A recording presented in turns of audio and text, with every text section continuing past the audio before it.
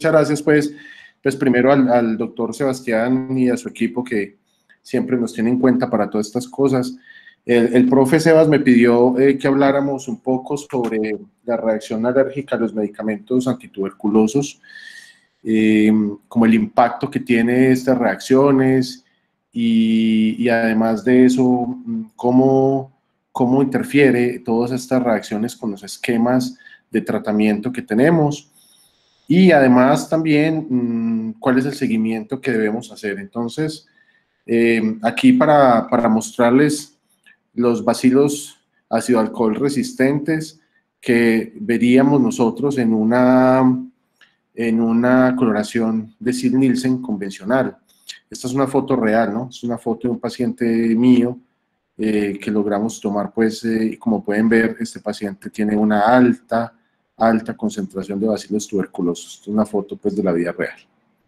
Bueno, muchachos, es muy importante que ustedes sepan, y pues aprovecho aquí para preguntarle a los dos profes, esta es la última resolución que ha sacado el ministerio con respecto a los lineamientos del manejo de tuberculosis. Son los vigentes. La pregunta que le quiero decir a los dos profes es si de pronto conocen, ¿viene alguna otra guía nueva, algún otro lineamiento? Por ahora seguimos en la misma, ¿cierto?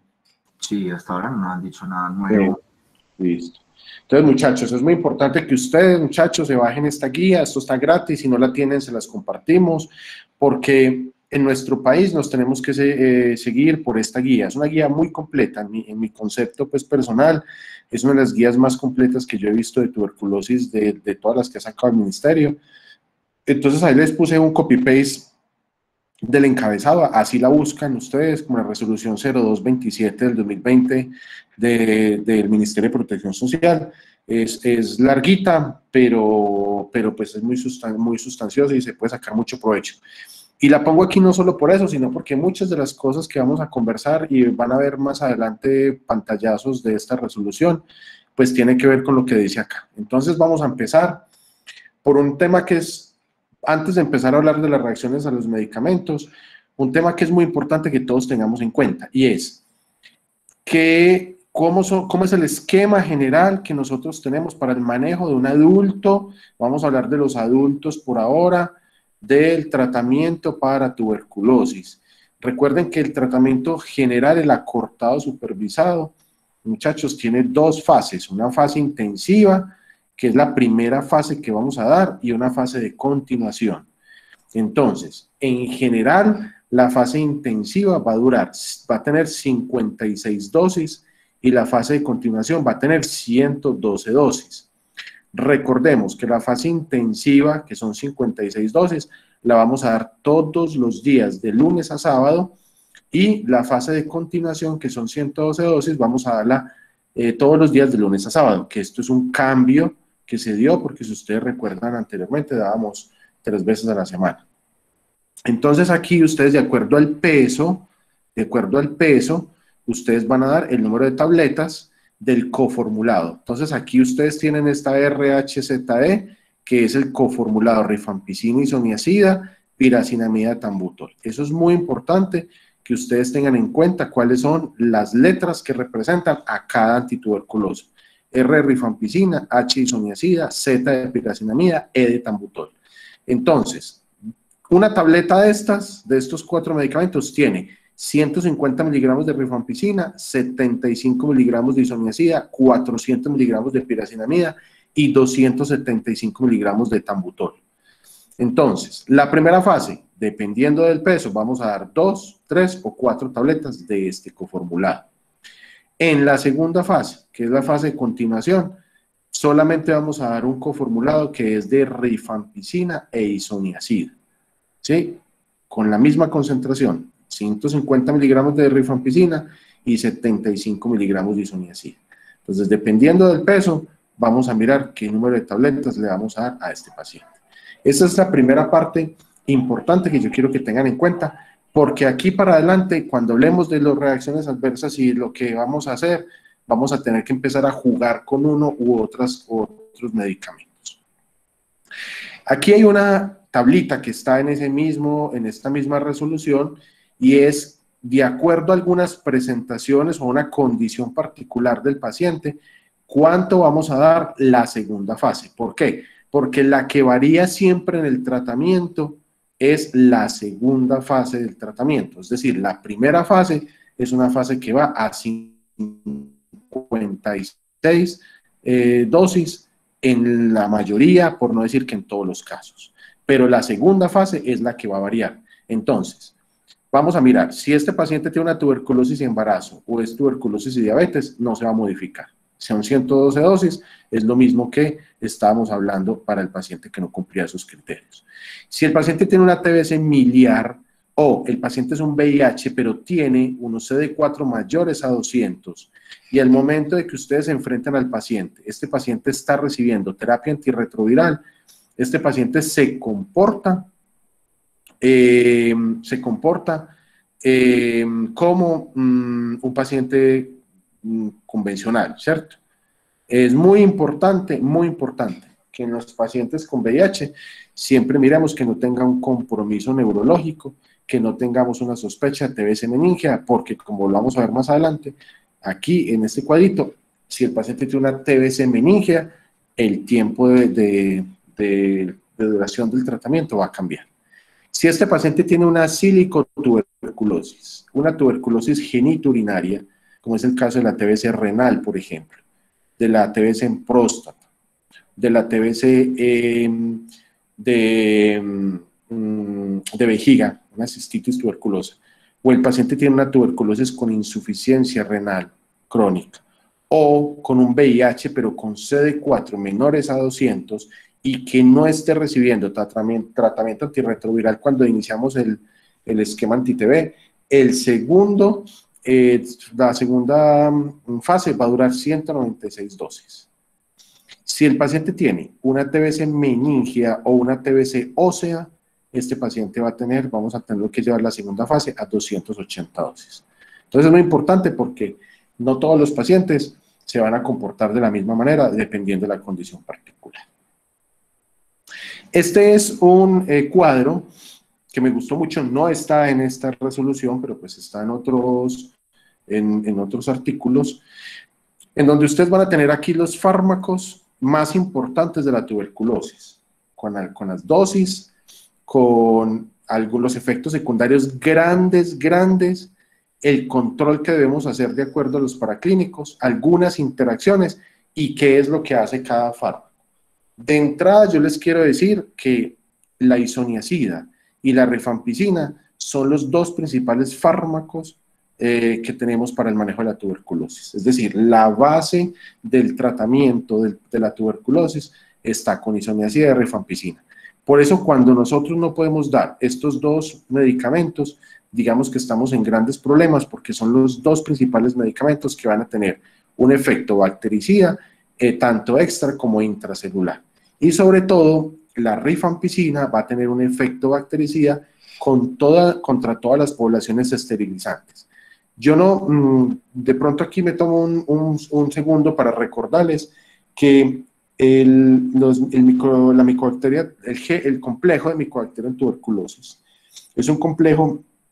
Sabemos que es un complejo de muchas micobacterias, ¿cierto? Que la micobacteria tuberculosis no es la única micobacteria que existe. Está el Mycobacterium avium, como es el caso de los pacientes con VIH. Está el Mycobacterium cholén, el Kansai, el Abscessus. Está el Mycobacterium, está la Mycobacteria la leprae, ¿cierto? La lepra. Están entonces la Mycobacterium ulcerans, que produce la úlcera Buruli, el Mycobacterium penipedi, el caprai, bueno, en fin, hay una serie de complejos de micobacterias, es amplio. Eso como para tener en cuenta que cuando uno habla de Mycobacterium tuberculosis, no solo habla de esta, sino que habla de un complejo. Y este es un bacilo que le encanta que su actividad metabólica depende del pH. Depende de pHs óptimos, como por ejemplo un pH 7,4, y también depende de las presiones parciales de oxígeno. Generalmente está entre 110 y 140 milímetros de mercurio, esas presiones parciales de oxígeno donde el Mycobacterium vive. Y lo otro que es importante es que existen 4 posibilidades de crecimiento de estas micobacterias. Este crecimiento está condicionado básicamente y es importante para el tema del tratamiento y la duración del tratamiento. Entonces, estas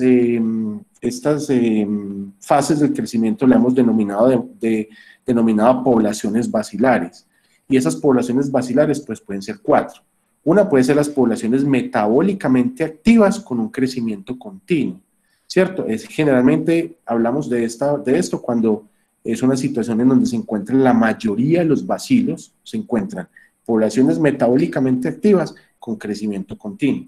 Más o menos una población de 10 a la 7, 10 a la 9 bacilos, generalmente tienen presencia extracelular, sobre todo en las cavernas, y los otros que aparecen en el esputo, generalmente, y estas poblaciones son las que nos van a generar un fracaso farmacológico al tratamiento y la aparición de resistencias.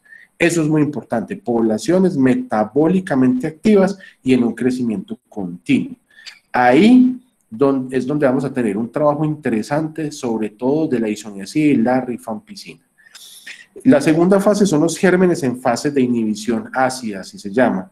Son poblaciones de 10 a la 3, más o menos, 10 a la 5, 10 a la 6 bacilos, en las que el medio ácido interior de las células inflamatorias, macrófagos generalmente, o la deficiencia de oxígeno, la anaerobiosis, permite el crecimiento de estos microorganismos.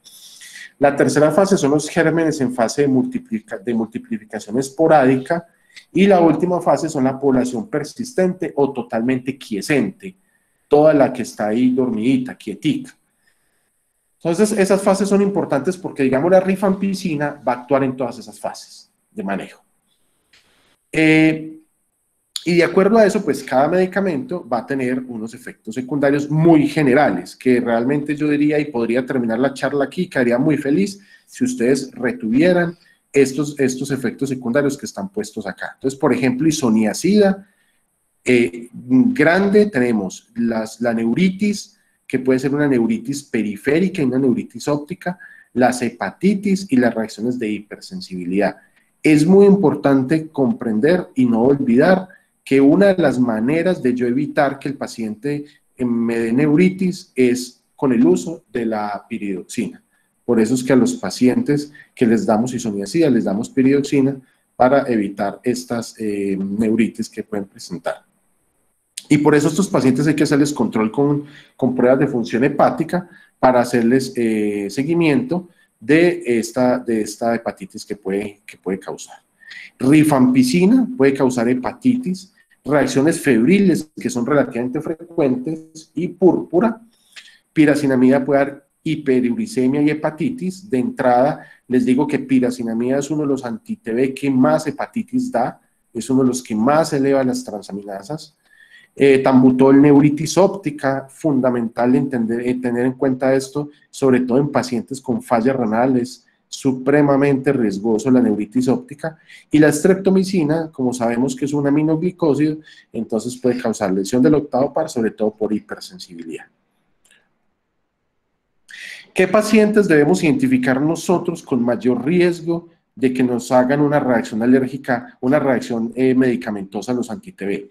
Aquellos pacientes ancianos, desnutridos, que están hipoalbuminémicos, los pacientes alcohólicos, los pacientes que tienen ya insuficiencia renal o hepática, aquellos pacientes que tienen VIH y hepatitis, y aquí me detengo un poco para decirles, en VIH hay algunas interacciones medicamentosas que son muy importantes tener en cuenta, como por ejemplo el uso de rifampicina con inhibidores de proteasas, que generalmente esa es una combinación que no debemos hacer, y ahí tenemos dos opciones, o cambiar los inhibidores de proteasas a otro esquema diferente como inhibidores de la transcriptasa no análogos o como inhibidores de integrasa,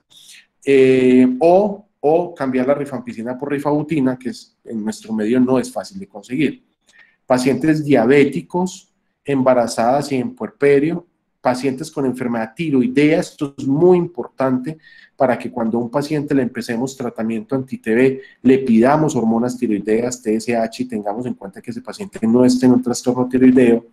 Los pacientes anémicos y pacientes con algunas otras enfermedades o carga de enfermedad, pero especialmente en aquellos que no tienen control de estas patologías de base. En general, en la farmacología de los anti-TB, tenemos clasificados los medicamentos que tenemos de opción para darles como primera opción. Estos medicamentos de primera línea son los que acabamos de mencionar: isoniazida, rifampicina, pirazinamida, tambutor. Tenemos una segunda línea de tratamiento, que ya lo vamos a ver, y una tercera línea de cuenta, para empezar a resolver la primera pregunta que el profe Sebastián me puso a resolver, y es: la primera línea de tratamiento es la más eficaz y son esenciales para el tratamiento. Generalmente son bien tolerados. Si uno revisa la literatura, cuando uno mira las reacciones secundarias a los anti-TB, va a encontrar una gran diferencia de estadística. Algunos artículos dicen que la probabilidad de que un paciente haga una reacción medicamentosa a los anti-TB va del 0,5 al 2%. Otras series dicen que del 2 al 5%. Eso depende mucho de estos factores de riesgo que el paciente va a tener. Obviamente, en este tipo de pacientes, estos factores de riesgo va a ser mayor. En estos casos, entonces, la reacción alérgica o la reacción medicamentosa, por fortuna, no es tan frecuente, pero eso significa que estos pacientes hay que hacerles un seguimiento continuo. Y muy importante volver a repetir, y me perdonan que les repita, pero el tratamiento de primera línea basado en rifampicina y isoniazida es el tratamiento que más beneficios va a tener.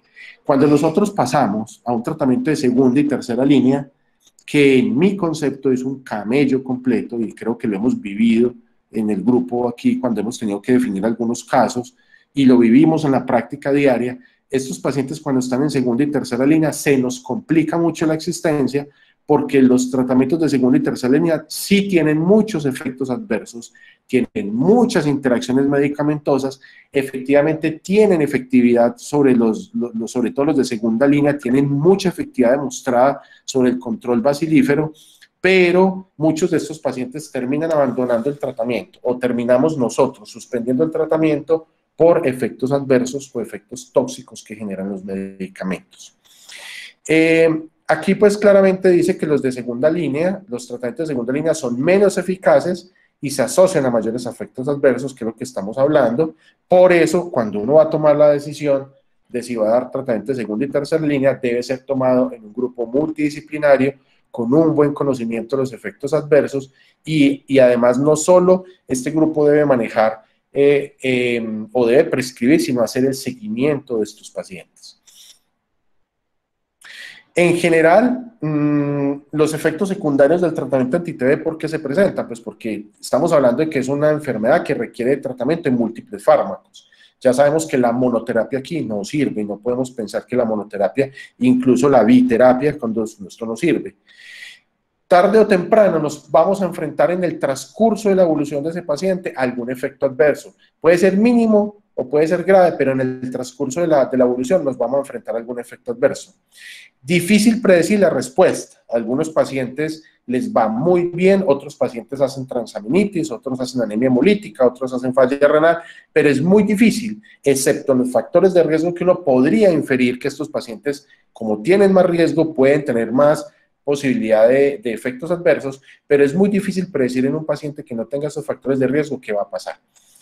Y aquí viene un punto muy importante, y es que es muy difícil que uno pueda estandarizar un manejo de los pacientes. O sea, yo no les puedo decir a ustedes, muchachos, en esta conversación, que es que el 100% de los pacientes se van a manejar así, porque ya hemos visto que esto varía dependiendo del peso, dependiendo de la condición particular de base que el paciente tiene, dependiendo de la función renal, dependiendo de la función hepática, dependiendo de las interacciones medicamentosas.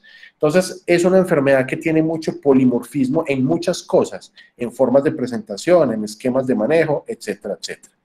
Y lo más importante, fundamental, esto nos lo ha enseñado y nos lo ha recalcado mucho el profe Diego Sánchez, y es: el paciente tiene que estar informado sobre los efectos adversos. Sobre todo cuando yo voy a dar un tratamiento de segunda línea o de tercera línea, fundamental que el paciente sepa qué le estamos dando y nos firme un consentimiento informado sobre los efectos adversos que se puede presentar. Y también nosotros dejar muy claro por qué estamos iniciando un tratamiento de segunda o tercera línea. Aquí les pongo un resumencito sobre los fármacos de primera línea, de segunda línea y de tercera línea. Ya dijimos los de primera línea, dentro de los inyectables podríamos tener streptomicina, kanamicina, micacina, dentro de las quinolonas, ciprofloxacina, levofloxacina, moxi. Hago una cuña aquí a las quinolonas. Recuerdo, muchachos, que las quinolonas es un grupo de antimicrobianos que nosotros debemos restringir el uso, sobre todo para patologías respiratorias, debemos restringirlo un poco porque este es un tratamiento que tenemos como alternativa para el manejo de los pacientes con TB resistente a rifampicina.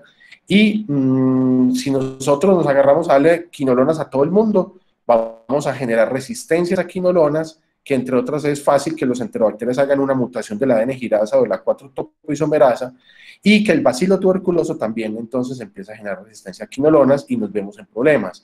Moxifloxacino es una quinolona que nos gusta mucho en tratamientos de segunda línea y que la usamos con mucha frecuencia.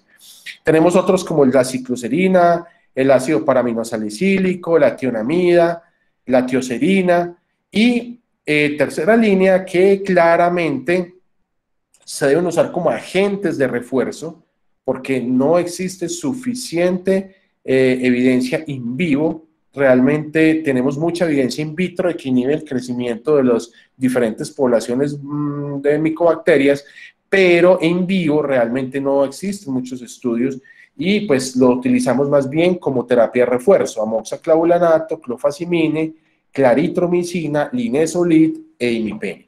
Entonces, fíjense ustedes por qué hay que tener muy bien o tener muy claro cómo voy a hacer yo combinaciones de medicamentos. Porque, digamos, si yo utilizo una quinolona, por ejemplo, con claritromicina, pues estoy haciendo ahí una interacción medicamentosa en la cual puede haber un síndrome de QT prolongado, por ejemplo. Si yo utilizo los inyectables o un aminoglicosio con, por ejemplo, clofazimine o con etionamida, pues entonces tengo que poner mucho cuidado con el riñón. Entonces, fíjense en ustedes el linezolid con trombocitopenia, por ejemplo. Entonces, fíjense en ustedes cómo tener buenas opciones si hay, alternativas si hay, pero la combinación es la que no es fácil hacer.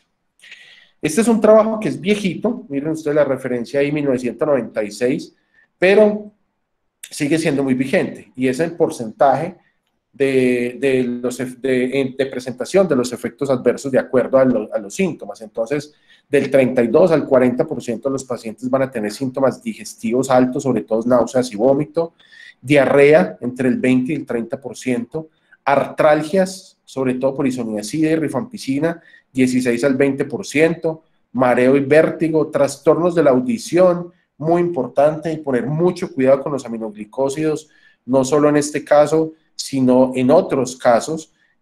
Algunas personas se les olvida que los aminoglicósidos no solo tienen riesgo de falla renal, sino que también tienen riesgo de alteraciones vestibulares por compromiso del octavo par. Depresión, fundamental esto, no se nos puede olvidar, reacciones alérgicas, hipotiroidismo, hepatitis y nefrotoxicidad.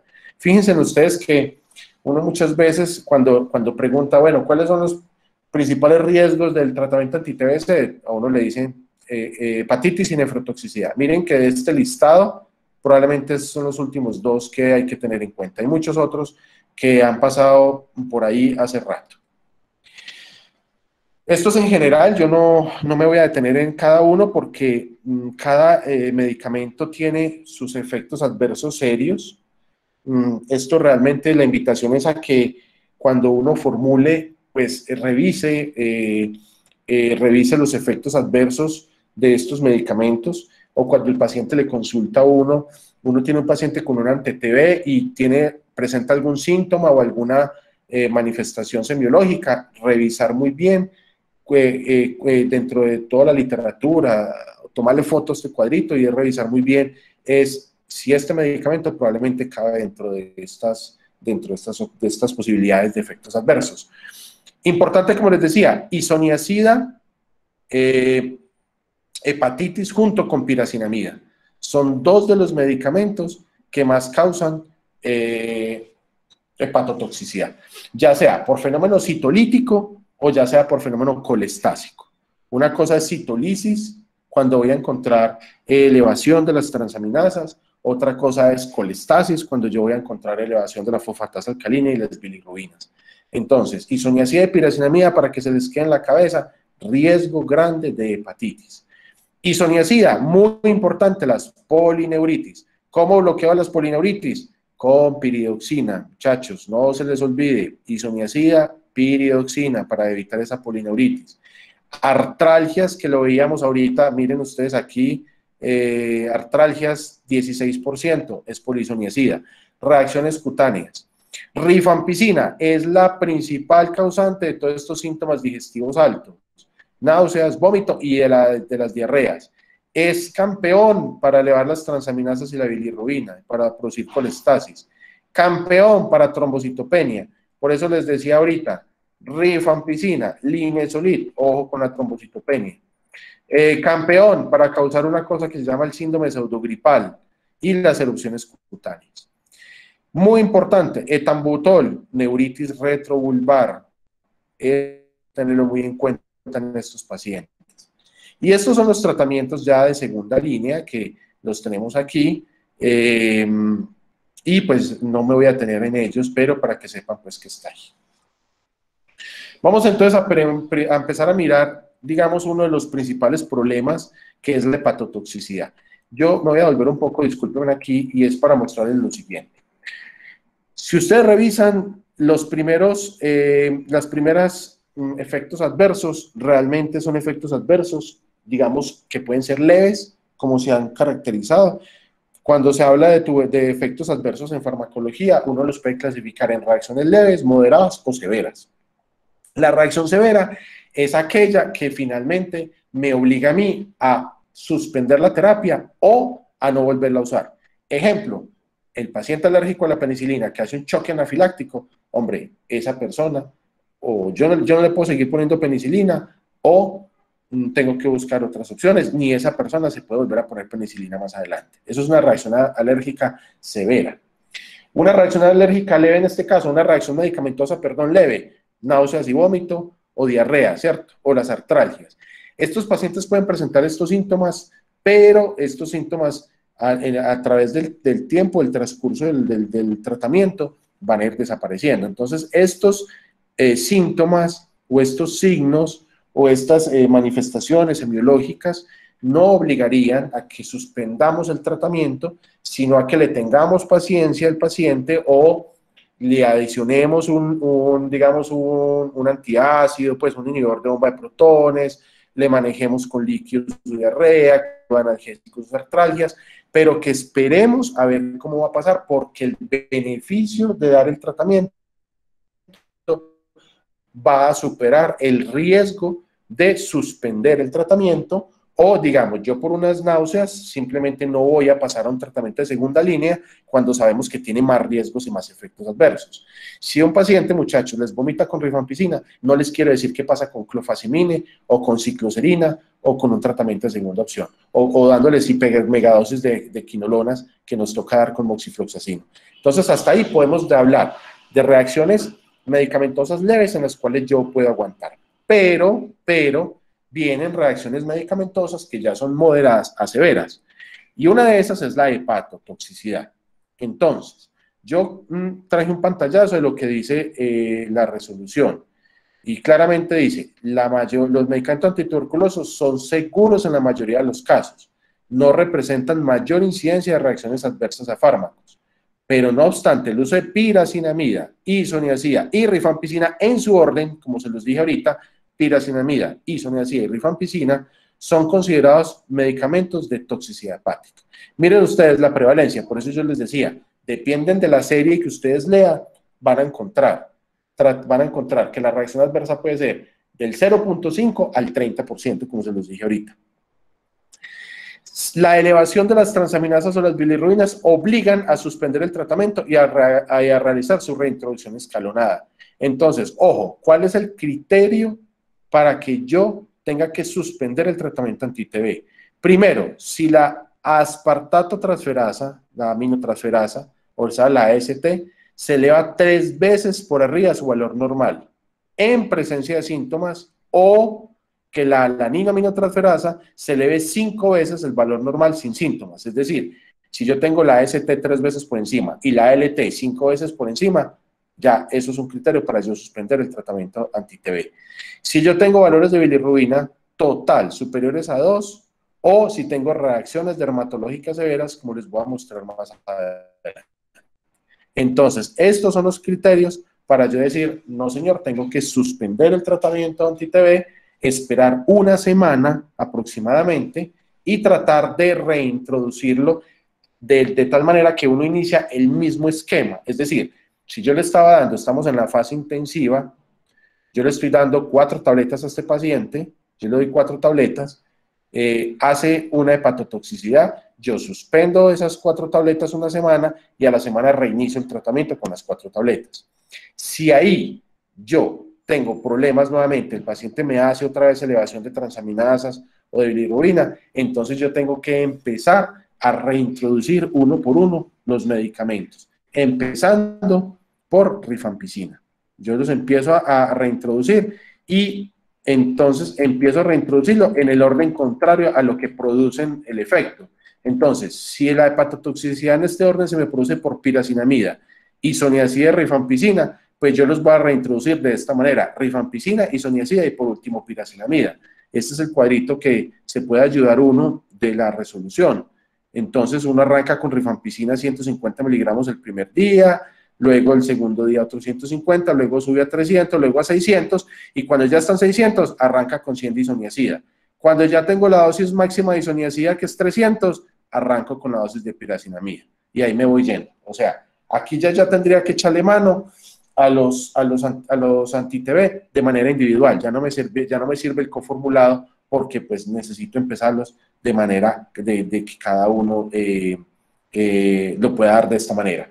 Si a pesar de esto, de reintroducirlo, si a pesar de esto vuelve y me hace hepatotoxicidad, ya nada que hacer. O si la hepatotoxicidad es grave, pues ya nada que hacer, porque entonces ya me tocaría empezar a pensar en un plan B, o sea, una segunda línea de tratamiento.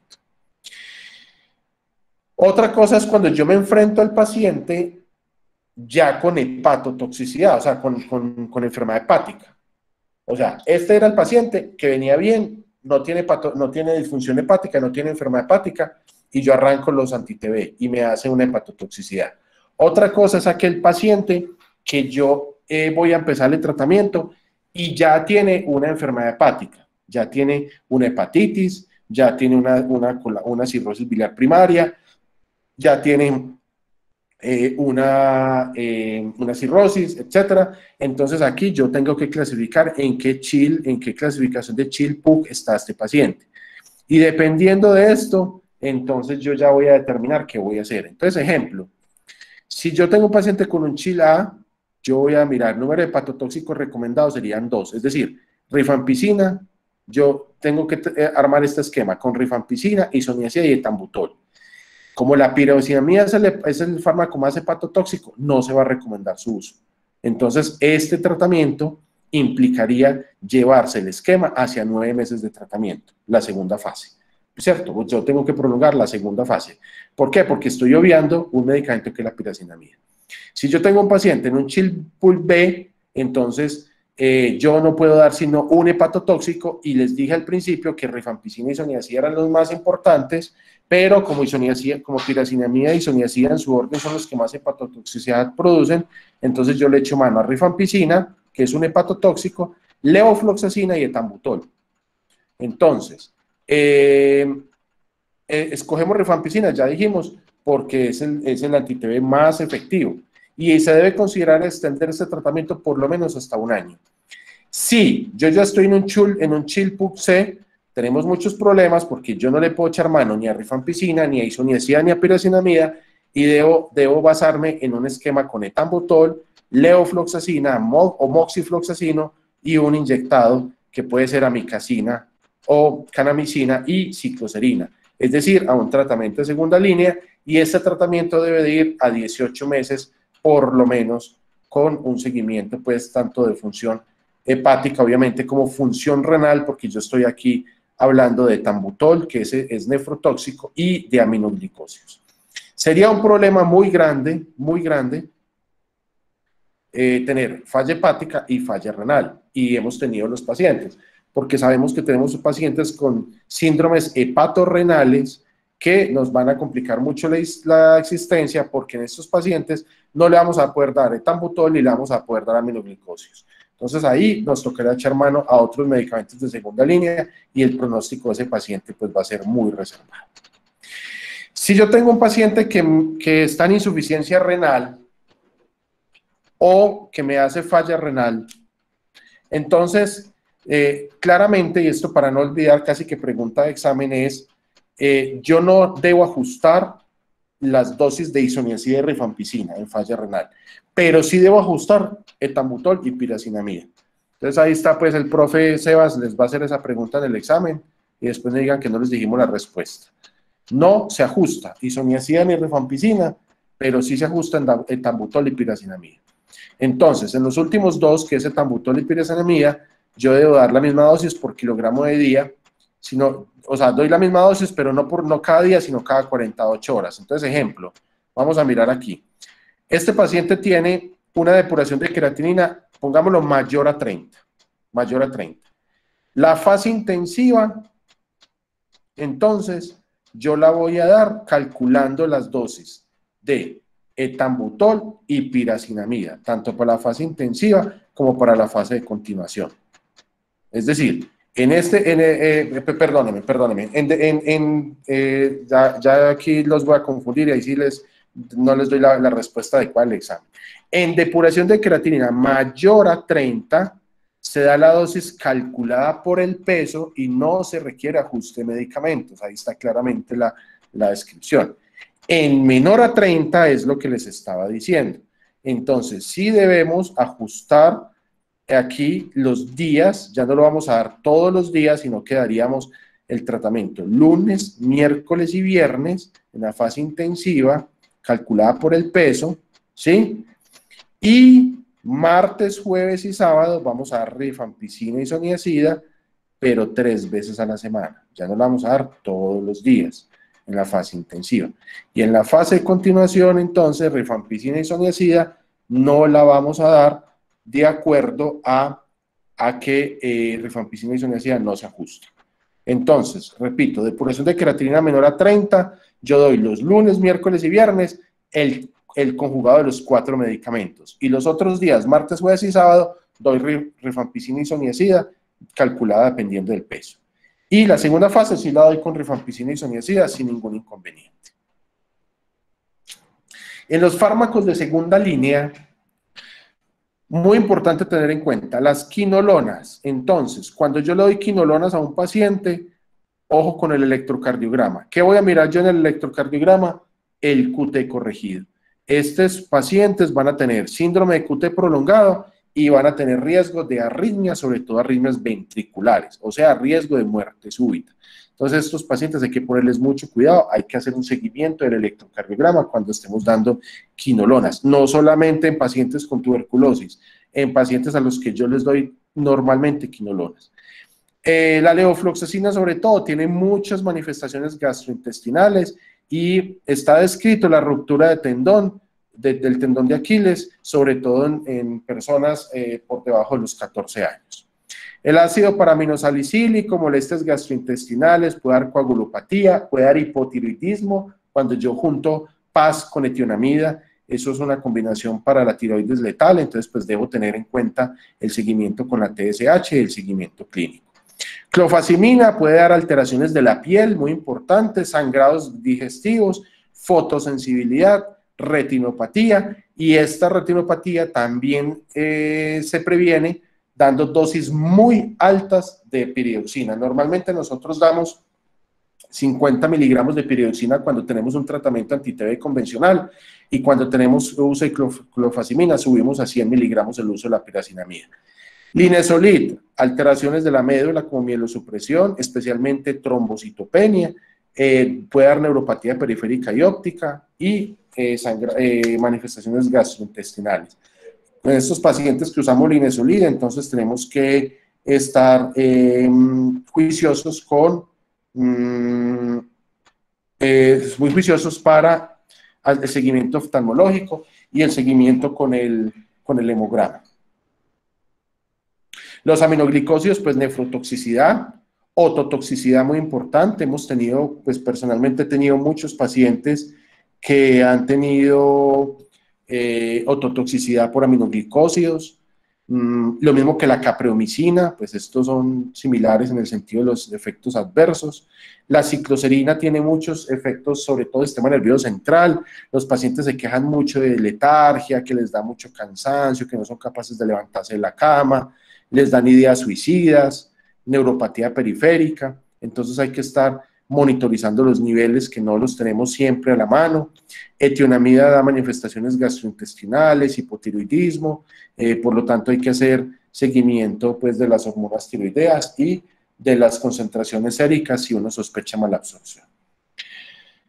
Este cuadrito lo quise traer porque las alteraciones hematológicas en estos pacientes son frecuentes. Ustedes arriba tienen las diferentes manifestaciones, leucopenia, perdón, los leucocitos bajos o altos, polimorfos bajos o altos, plaquetas, se hacen aplasia medular, se hacen alteraciones de la coagulación, se hacen disminución de la hemoglobina, o sea, anemia, si hay aumento de los eosinófilos. Entonces, fíjense en ustedes cosas importantes. ¿Quiénes disminuyen las plaquetas? Miren, de los tratamientos de segunda línea y tercera, pues casi todos pueden producir trombocitopenia. ¿Quiénes producen leucopenia? Los aminoglicósidos y el linezolid. Son los que, bueno, rifampicina y streptomicina. Son de los que más producen leucopenia. ¿Quiénes van a producir neutropenia? Ácido paraminosalicílico, rifabutina y rifampicina. ¿Quiénes pueden dar aplasia? Linezolid y rifampicina. ¿Quiénes alteraciones de la coagulación? Moxifloxacino, ojo con esto. Moxifloxacino damos dosis muy altas, entonces no solo estar monitorizando el electrocardiograma, sino los tiempos de coagulación, rifampicina y streptomicina. Anemia hemolítica, leofloxacina, moxifloxacino, eosinofilia, leofloxacino, moxifloxacino y streptomicina. Las quinolonas, perdón, son un grupo antibacteriano que pueden causar eosinofilia con cierta frecuencia. Miren aquí el resto de los medicamentos. Entonces, aminoglicósidos, por ejemplo, leucopenia, neutropenia, aumento de las plaquetas, lo que es aminoglicósidos e imipenem, los carbapenémicos en general, como efecto secundario pueden tener trombocitosis. Muchas veces vemos pacientes que los tenemos con carbapenémicos y con trombocitosis y lo que nos ponemos es pensar en que el paciente tiene un absceso o una infección no resuelta y lo que el paciente realmente tenía era un efecto adverso del carbapenémico. Etambutol, falla renal y en cuanto a la parte hematológica, neutropenia, disminución de las plaquetas y eosinofilia. Miren, de estos, la mayoría dan eosinofilia, que es muy importante tenerlo en cuenta, incluyendo también los aminoglicósidos. Esta es una paciente, es una de las pacientes que hemos tenido con una tuberculosis, una TB pulmonar, al parecer una primoinfección, se le dio tratamiento anti-TB, y más o menos al día 15 la señora consulta con menos lesiones maculopapulares pruriginosas, inicialmente en el cuello, pues en el servicio de urgencias de la institución donde consultó la señora le hacen manejo con esteroides y con un antihistamínico. La señora mejora parcialmente, se va para la casa, le hacen un hemograma que le encontraron una eosinofilia moderada, consideraron pues que era una reacción alérgica convencional y la mandaron para la casa. Una semana después, la señora nos llama y nos dice: yo estoy con este brote terrible, esto no me mejora, me pica mucho y tengo fiebre y tengo unas adenopatías en el cuello. Entonces ya con adenopatías en cuello, fiebre y un rash maculopapular generalizado, con una paciente tomando antituberculosos, pensamos en un síndrome de Dres. El síndrome de Dres es un exantema eosinofílico, que se caracteriza generalmente por fiebre, que se caracteriza por adenopatías, especialmente en cuello, se caracteriza por eosinofilia y por linfadenopatías. Entonces aquí les traje los criterios del síndrome de Dred según el grupo pues, japonés o según la base de datos que se llama Regiscar, que es para lesiones dermatológicas. Entonces, en esta paciente tenía exantema maculopapular de más de 3 semanas, sí, porque se inició al día 15 y eso ya cuando consultó con nosotros estaba en el día 21. Esto se le suspendió pues el tratamiento, la señora persistió con el exantema, tenía fiebre, tenía unas transaminitis leves, realmente estaban como en 90 y pico, tenía una leucocitosis, tenía, si mal no recuerdo, estaban 14.000, tenía una eosinofilia, tenía linfadenopatías en cuello. Ahora, este síndrome de Dred parece ser, una de las teorías, es que se da por reactivación del herpes tipo 6. No se sabe si es una reactivación del herpes tipo 6 que genera este síndrome de Dred o es una sobreinfección del herpes por la toxicodermia que se genera. El caso es que esta paciente hizo un síndrome de Dred típico, por eso se los quería traer, porque no es lo más frecuente. Ahora, síndrome de Dred no solo se presenta en pacientes con reacción a tuberculosis, sino que también se puede presentar con reacciones a otros medicamentos diferentes, otros antimicrobianos, fenitoína puede presentar, amiodarona puede presentar síndrome de Dred, pero el pilar fundamental, digamos, el medicamento fundamental que produce síndrome de Dred son las sulfas. Las sulfas es el medicamento que más produce esta reacción eosinofílica. Pero pues este caso fue una reacción por estos anti-TB. Con esta señora que hicimos, suspendimos el tratamiento 3 semanas, esperamos a que se mejorara, hicimos un tratamiento basado en corticoides y pues con mucho miedo reiniciamos lentamente. Realmente esta es una indicación grande, es una reacción adversa a medicamentos severa. Decidimos reiniciarlo en una segunda oportunidad y bueno, por fortuna pues la paciente no presentó nuevamente este exantema, pero el riesgo pues de presentarlo pues sí era muy alto.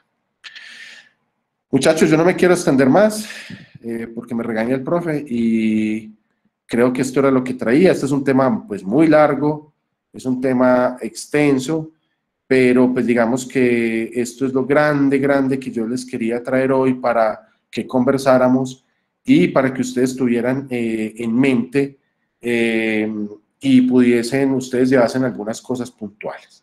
Entonces no sé si tengan alguna inquietud, algún comentario, que lo podamos aquí conversar. No, primero, profe, brutal esta conferencia, yo creo que nos aclaró un montón de cosas y creo que de hecho han salido, hablando con Luis, de hecho nos deja unas cosas muy concretas para estudiar. Yo creo que también los chicos tienen algunas preguntas muy concretas. El espacio para las preguntas. Tenemos el paciente con VIH. Febrero se le hicieron los exámenes y todo salió pues negativo para tuberculosis. Vuelve la semana pasada, le realizan los exámenes y clínicamente es compatible para tuberculosis. El paciente tiene VIH. Ellos me dicen, le iniciamos tetraconjugado, o sea, le iniciamos tratamiento de tuberculosis y a la vez el de VIH o debemos esperar un tiempo. Yo dije pues que igual iban a lanzar la pregunta y mañana les daba respuesta. Ah, ok, no, ya, esa es una pregunta muy interesante, jefe. Depende de los linfocitos CD4 que el paciente tenga, por el riesgo, por el riesgo de reconstitución inmune. Si ese paciente tiene CD4 por debajo de 200, a ese paciente hay que iniciarle de inmediato el tratamiento anti-TB y iniciarle de inmediato el tratamiento para VIH. O sea, si es por debajo de 200, se inicia conjunto, ¿sí? Sí. Si el paciente tiene linfocitos por encima de 200, los CD4, se inicia primero el antirretroviral, o sea, el Targa, y a las 8 semanas más o menos, se le inicia primero el anti-TB, anti-TB, y a las 8 semanas del tratamiento se le inicia el antirretroviral. Porque el riesgo de reconstitución inmune es muy alto. Entonces, si el paciente tiene más de 200 CD4 y tú inicias los dos esquemas juntos, el riesgo de reconstitución inmune es del 37%. Sí. Entonces, primero, en ese caso, prima la TB. Entonces, inicias tratamiento anti-TB y a las 8 semanas inicias el tratamiento antirretroviral. Ah, bueno, listo. Esa era mi inquietud. Muchísimas gracias. Listo, jefe. Gracias a usted por la pregunta. Es una excelente pregunta. De hecho, es una pregunta que siempre se hace uno cuando se enfrenta a esa coinfección. Sí, señor. Mil gracias. Sí, doctor, muchísimas gracias en serio por la revisión. Estuvo bastante buena, la verdad. Como dijo Lucho, se aprendieron muchas cosas. Y pues, Doc, aquí en sí, en los comentarios de la llamada, pues hay dos preguntas. Una de Luis, pero pues esa la respondió con la O esa se parte respondió. de hepatotoxicidad. Y la otra es que si la piridoxina se puede dar siempre desde el inicio de la terapia o solo cuando haya signos de neuritis. Sí, señor. Esa pregunta es muy buena también. Se inicia desde el principio, Ángelo. Se inicia desde el principio. O sea, cuando vos empezás el tratamiento antituberculoso, de inmediato inicias piridoxina 50 miligramos al día. O sea, uno formula los anti-TB y de una piridoxina. Está en el post, por fortuna. Ah, listo, Doc, muchas gracias. Gracias, Doc. Doc, yo también tengo pues varias preguntas. La primera es esa parte, en la primera tabla que se mostraba pues las características de los fármacos antituberculosos, el concepto de esterilizante, ¿qué quiere decir? Pues no me queda muy claro qué quiere decir y que no todos tenían ese mismo concepto de esterilizante. Listo, Juan, vea, hay unas poblaciones que se quedan, unas poblaciones bacilíferas que se quedan allí quiescentes, o sea, que se pueden quedar allá, sí, ese es el término, quiescente, quietico allá, y viviendo pues del oxígeno del paciente en un medio aeróbico, con una presión de oxígeno ahí a 110, 140 milímetros de mercurio, y que no se murieron, o sea, no fueron macrofagocitados, no se murieron y se quedaron allá quieticos, que de hecho es la población que hace parte de la reactivación tuberculosa en los pacientes. Acuérdense que nosotros tenemos probablemente contacto con tuberculosis y nuestro sistema inmune logra parar y frenar el proceso infeccioso. Cuando uno entra en inmunosupresión, se reactiva el proceso infeccioso. ¿Quiénes se reactivan? La población quiescente, la que está quietica ya guardadita. ¿Qué quiere decir esterilizante? Que la rifampicina entra y acaba con esa población quiescente. Si yo les doy, por ejemplo, piracinamida o etambutol, esa población que está ya quietica ya no la mata. Mata es al que está metabólicamente activo. El que está solapadito, como digo yo, quietico, ese no lo mata. Pero rifampicina sí logra esterilizar todo y dejar limpio todo el alvéolo pulmonar. Listo, Doc, muchas gracias. ¿Sí te respondí la duda? Sí, Doc, bastante. Muchas gracias.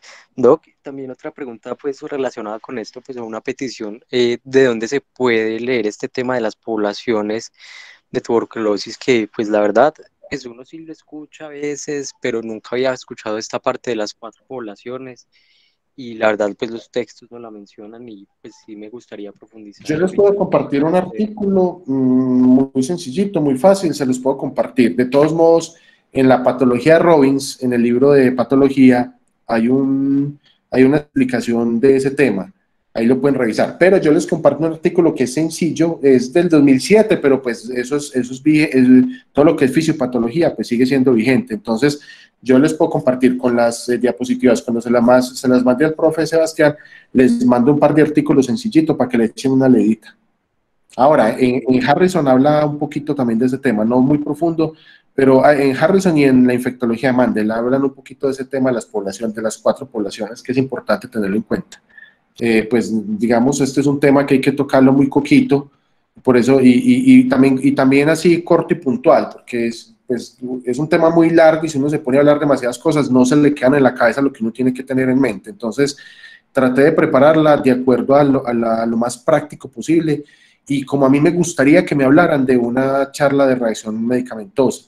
El profe me jugó una mala parada porque es que me ponía a dar un tema que me encanta y ustedes no se imaginan, preparar esto en una hora pues para no extenderme es complejo, pero yo dije, venga, yo como quisiera que me hablaran de esto y práctico, lo que uno tiene que saber en el día a día y listo. Entonces, muchachos, esto es de ustedes, lo pueden compartir como quieran. Listo, doctor. Muchísimas gracias en serio por la charla y espero que nos podamos ver en otra oportunidad.